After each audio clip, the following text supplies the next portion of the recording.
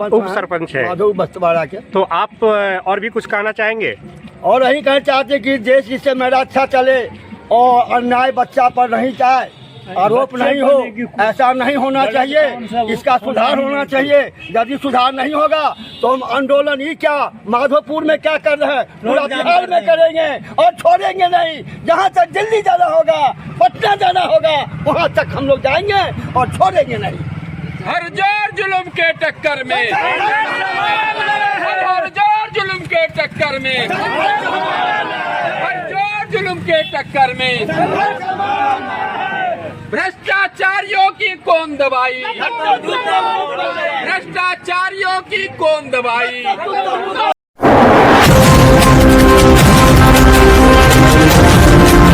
नमस्कार, दैनिक भारत में आपका स्वागत है। चलिए आपको हम लिए चलते हैं कस्तूरबा गांधी आवासीय विद्यालय सिमरी, जो कि शिववांगड़ प्रखंड में आता है। वहां एक 13 वर्षीय बीमार बच्ची की वार्डन गुड्डी रानी द्वारा चप्पल से मारा ही नहीं गया, बल्कि झोटा नोचकर उसे बुरी तरीके से प्रताड़ित किया गया।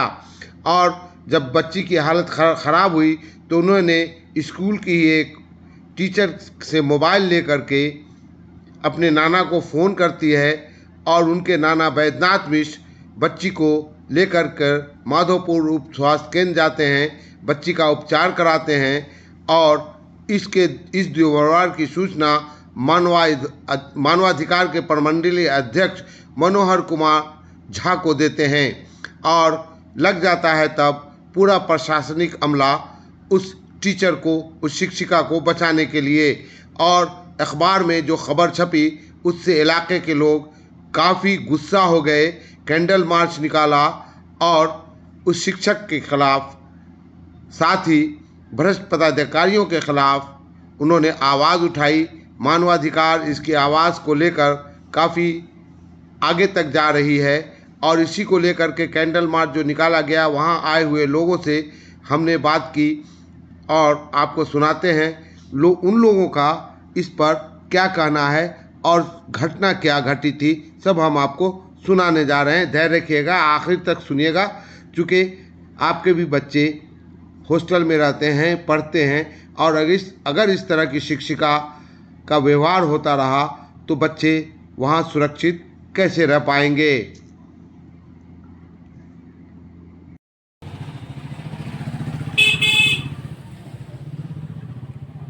क्या नाम हुआ? प्रतिभा कुमारी। प्रतिभा कुमारी, कहाँ पढ़ती हैं आप? कस्तूरबा गांधी बालिका आवासीय में। क्या समस्या हुआ है आपके साथ वहाँ? वहाँ पे कहाँ मैंने आवासीय विद्यालय कहाँ?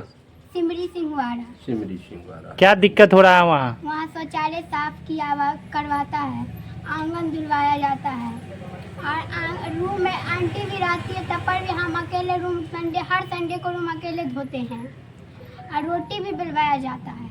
आप ही के साथ या और भी बच्ची के साथ? और भी बच्ची के साथ रोटी भी बिलवाया जाता है। रोटी का रूटीन बना हुआ है, हर भी बच्ची रोटी के रूटीन में रोटी के हिसाब से रोटी बेलती है और हर संडे को आंगन बाहर में धूप ये सब उखड़वाया जाता है, मजदूरी करवाया जाता है। और बाथरूम आपसे भी साफ करवाया जाता है? हमसे भी साफ करवाया जाता है और भी बच्ची से साफ करवाया, और भी बच्ची से साफ कराया जाता है? आंगन हमसे भी और भी बच्ची से। और जिस दिन हमको कान दर्द हुआ था, हम वार्डन मैडम गुड्डी रानी को बोले थे तो बोली क्या, नहीं उधर का जुगली तुम करोगी, नहीं फोन कर दिए। और ऊपर से फिर हमको गलसोट हो गया तो हम रीना मैडम जी को बोले जो हमको फ़ोन कर दीजिए, बोली ठीक है हम कर देंगे। फिर उसके प्रात भने हमको दो हम रोए तो बोली क्या, जो फ़ोन करेंगे नाना को बुलवाएगी घर जाएगी, तो वो भी नहीं कर दिया। फिर हम 15 अगस्त को 7:30 बजे हम बिनता मिस के मोबाइल से फ़ोन किए थे नाना को, तो एक घंटे में नानी को कॉल किए, उसके बाद कट गया मोबाइल। फिर नाना फ़ोन किए तो फिर बात हुआ, उसके बाद नाना हटिया के समय में गए थे तो ये सब बात पता चला कि हम 16 तारीख को ये सब बात पता चला। फिर नाना जी वहाँ से चले गए तो कुछ नहीं, फिर थोड़ी देर के बाद रीना मैडम जी बोली बैठने के, हम नहीं बैठे तो एक डंडा जोर से हाथ पर मार दी। फिर बैठ गए, फिर वार्डन मैडम जी झोटा पकड़ के चप्पल को अपने पैर के चप्पल से हमको चप्पलें मारी। उसके बाद फिर हम रोने लगे तो रीना मैडम जी पैर पर फिर एक डंडा मार दी। कितना दिन से ये मामला चल रहा है, मारपीट वाला? बाथरूम साफ करवाना बहुत दिन से चल रहा है और 15 अगस्त के प्राय 16 तारीख को हमसे ये चप्पल से मारा गया है। चप्पल से कौन मारा? मैडम का नाम? Warden madam, Reena madam. Warden madam Guddi Rani Guddi Rani. और रीना मैडम। ठीक है। प्रिंसिपल इसका कोई एक्शन नहीं लेती जब मारती है वो लोग तो? नहीं। और बाथरूम किनके आदेश पे साफ कराया जाता है? कौन बोलता है बाथरूम साफ करने के लिए? गुड्डी रानी बोलती है, बोलो बाथरूम सब साफ करवाने के लिए, तो बाथरूम सब बच्ची सब को बोलती है, उस बच्ची को बोलो, उस बच्ची को बोलो, तो बच्ची से बोलती है कि चलो बाथरूम साफ करो, मैडम जी बोली है। अच्छा, रोटी बनाने के लिए कौन बोलती है? वार्डन मैडम जी रूटीन बनाई हुई, उस रूटीन के हिसाब से बच्ची सब रोटी बनाती है। ठीक, धन्यवाद। आंटी सब सब्जी या चावल करे पर रोटी बच्ची सब ही बनाती है। सस्पेंड हो जाती है और फिर उसका इसी जगह पर मतलब पदस्थापन होता है। यह शिक्षा विभाग का कौन सा स्तर प्रकट करता है? गुड्डी रानी वार्डन है, हाँ, जो बच्चियों के लिए, बच्चों के लिए दहशत है। हाँ, बहुत सारे शिक्षक और बच्चे वहाँ उसके परिवेश में डरे सहमे रहते हैं और उसके बारे में नहीं बोल पाते। अगर वही बच्चे या उसकी जो शिक्षिकाएं हैं उसको एक्शन मिले, हाँ, और उससे अगर पूछताछ किया जाए तो बहुत सारा मामलों का खुलासा होगा। इसलिए इस मामले पर हम लोग सीबीआई जांच की मांग करते हैं। सिवनी थाना से अपील किए हैं कि इस मामले पर एफआईआर दर्ज हो और उसका निष्पक्ष जांच हो। और पिछले भी 2 मामले जो यहाँ दर्ज हुए हैं उसमें भी उसकी संलिप्तता है, इस बात की जानकारी हमारे स्तर से दी गई। डीपीओ पर क्या होगा?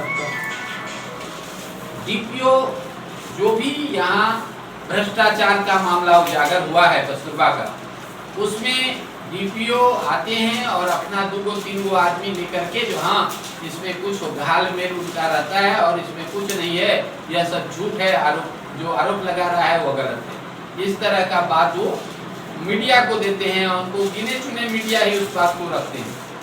वह मीडिया को भी उसी परिसर में ले जा करके, हाँ, और उसकी बात रखते हैं। जबकि सिवनी थाना या सिंहवाड़ा प्रखंड विकास पदाधिकारी के स्तर से इस बात की पुष्टि नहीं की जाती है।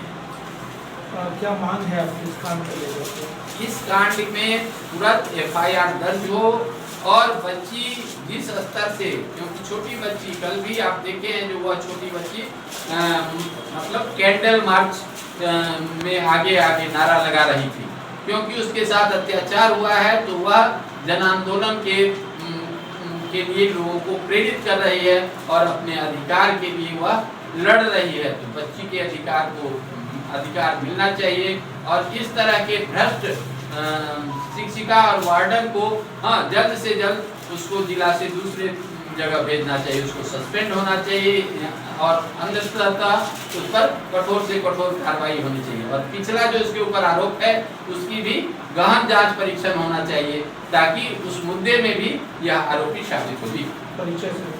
मेरा नाम हुआ मनोहर कुमार झा, जन सुराज के मुख्य प्रवक्ता सिंहवाड़ा प्रखंड के हैं, मानव अधिकार के प्रमंडलीय अध्यक्ष, इमरजेंसी हेल्पलाइन के।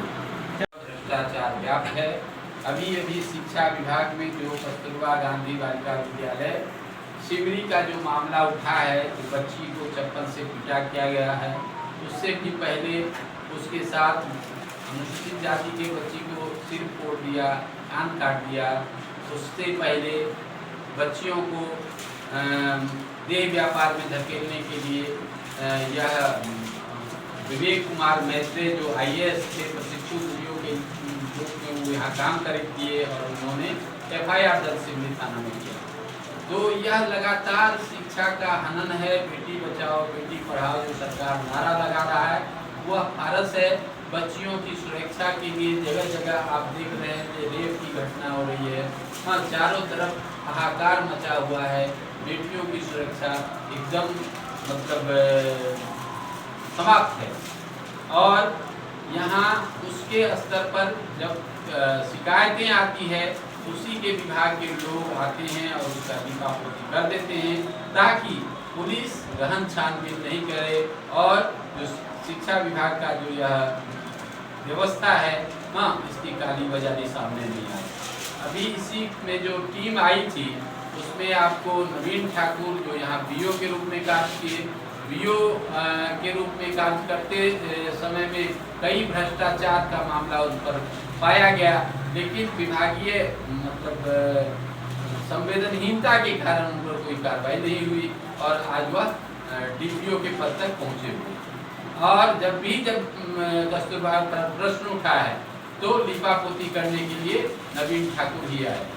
उस कस्तूरबा की जो डीपीओ हैं सो और नवीन ठाकुर इनके मिली भगत से बताइए, जिस पर महिला के सरपंच साहब हैं। हाँ, आप उप सरपंच है, माधव बस्तवाड़ा के। तो आप और भी कुछ कहना चाहेंगे?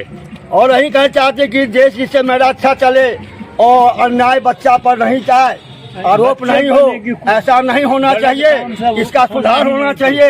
यदि सुधार नहीं होगा तो हम आंदोलन ही क्या माधोपुर में क्या कर रहे हैं, पूरा बिहार में करेंगे और छोड़ेंगे नहीं। जहाँ तक दिल्ली जाना होगा, पटना जाना होगा, वहाँ तक हम लोग जाएंगे और छोड़ेंगे नहीं।